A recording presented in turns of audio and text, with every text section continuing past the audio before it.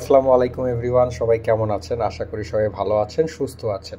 তো আজকের টপিকটি হচ্ছে আমার এক ছোট ভাই, সে তার GSX-R ভেঙে ফেলেছে এবং এই হচ্ছে তার অবস্থা, ফ্রন্টের দিকে পুরাটাই ভেঙে গেছে। তো আজকে সেটা রিবিল্ড প্রসেসটা দেখাবো এবং কি কি কেনা লাগছে, কত খরচ পড়েছে সব কিছুই বোঝার চেষ্টা করব। তো চলুন দেখা যাক যে প্রসেসটা কিভাবে করতে হয় রিবিল্ডের। প্রথমতই দেখতেই পাচ্ছেন যে কোথায় কোথায় স্ক্র্যাচেস এবং ভেঙে গেছে।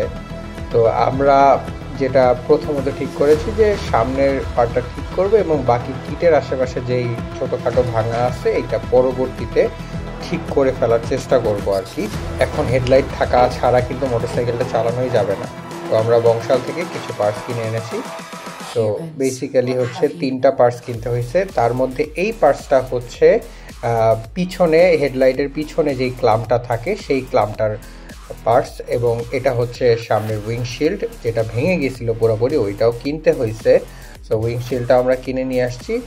তো এরপরে এটা হচ্ছে হেডলাইটের ক্লাম্প, এটার সাথে হেডলাইটটা অ্যাডজাস্ট করতে হয় এবং তার পাশাপাশি হচ্ছে এই লুকিং গ্লাসটাও এটার সাথে সেট হয়। তো এই জিনিসটা যদি বেঁকা যায় পুরা হেডলাইটের সাইডটাই বাঁকা লাগবে। যদিও হচ্ছে পরবর্তীতে এই জিনিসটা লাগে নাই, কারণ আমাদের ওইটা বেঁকাই নাই, সামান্য একটু হালকা বেঁকাই ছিল যেটা সোজা করে ফেলা গেছে আর কি। তো ওইটা আমাদের লাগে না, ওটা আমরা ফেরত দিয়ে দিব। এরপরে মেইন যে জিনিস এবং খরচের জিনিস যেটা লাগছে সেটা হচ্ছে হেডলাইট। তো এই হেডলাইটটা আমাদের পড়েছে 9,500 টাকা, এবং এই হেডলাইটের পিছনে যে প্লাস্টিক আর ক্লাম লাগানো লাগছে সেটা প্রথমেই দেখানো যেটা হয়েছে সেটা লাগছে হচ্ছে 1500 থেকে 2000 টাকা। এই কেস আমার সঠিক মনে নাই, সব একসাথে কেনা হয়েছিল।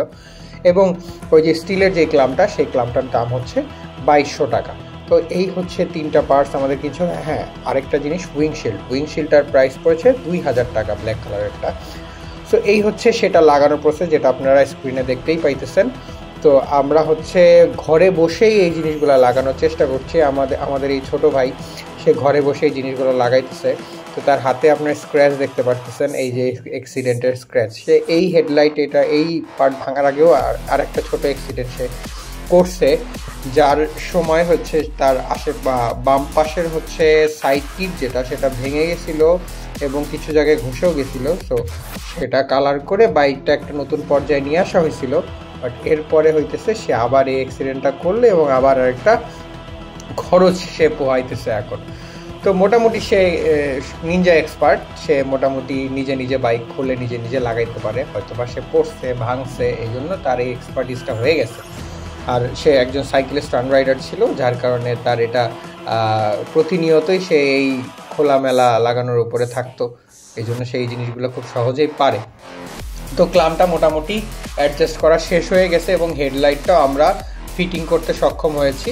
উইংশিল্ডের উপরের যে পার্ট, আলাদা আরেকটা পার্ট যেটা, সেই পার্টটা আগেরটা থেকে অক্ষত অবস্থায় পাওয়া গেছিলো এবং এটাই লাগানো হয়েছে। তো এখন হচ্ছে উইংশিল্ডটা লাগায় ফেলাইতেছি। উইংশিল্ডটা লাগানো হয়ে গেলে মোটামুটিভাবে আমাদের কাজ কমপ্লিট আর কি। তো এর পরবর্তীতে গাড়িটা চালানোর মতো অবস্থায় আর কি চলে আসবে। তো এখন হচ্ছে এইটা লাগানোর পরে শুধু বাকি থাকবে হচ্ছে মাডগার্ড যেটা ভেঙে গেছে সেইটা পরবর্তীতে কিনতে হবে, এবং তার পাশাপাশি যে ওই সাইড কিটের কিছু কিছু পার্ট, সেই পার্টগুলো ফেটে গেছে, ওগুলা হচ্ছে পরবর্তীতে চেঞ্জ করলে গাড়িটা মোটামুটি একটা পারফেক্ট লুকে চলে আসবে।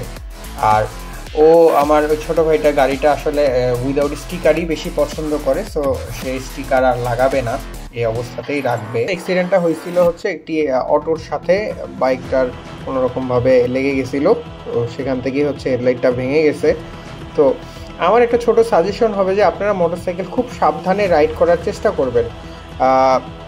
অ্যাক্সিডেন্ট হইলে তো খরচ আসেই, তার পাশাপাশি যে শারীরিকভাবে যে ক্ষতিগুলো হয়ে যায় সেটা কিন্তু মাঝে মাঝে পার্মানেন্ট হয়ে যায় এবং ওইটা থেকে আর নিস্তার পাওয়ার কোনো উপায় থাকে না, আবার আরও বাজে সিচুয়েশনও ঘটে যায়। তো সবাই চেষ্টা করবেন যে একটু ভালোভাবে দেখে শুনে বুঝে অন্যমনস্ক না হয়ে মোটরসাইকেল চালানোর জন্য, যাতে পরবর্তীতে নানা রকমের যেই দুর্ঘটনাগুলো ঘটে থাকে সেগুলো যাতে না ঘটে এবং নিজের চেষ্টায় যতটুকু এড়িয়ে থাকা যায় আর কি। সব কিছু তো আর আমার একার ভুলে হয় না, অন্য মানুষের ভুলেও হয়, বাট যতটুকু এড়িয়ে থাকা যায় আমার মনে হয় ওইটাই বেটার আর কি। ভালো থাকবেন, সুস্থ থাকবেন, আমার এই চ্যানেলটিকে সাবস্ক্রাইব করে আমার পাশে থাকার চেষ্টা করবেন। ধন্যবাদ। আসসালামু আলাইকুম সবাইকে।